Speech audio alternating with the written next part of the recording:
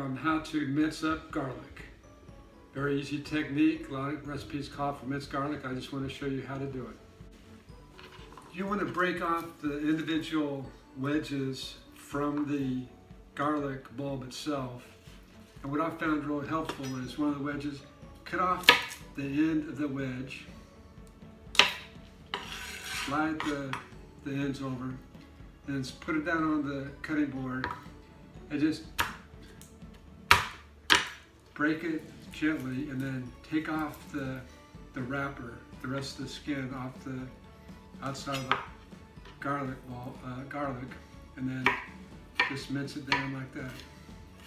Remember, and keep the blade against your knuckles, and don't have your fingers exposed out there. That's just a very easy way to get some nice minced garlic.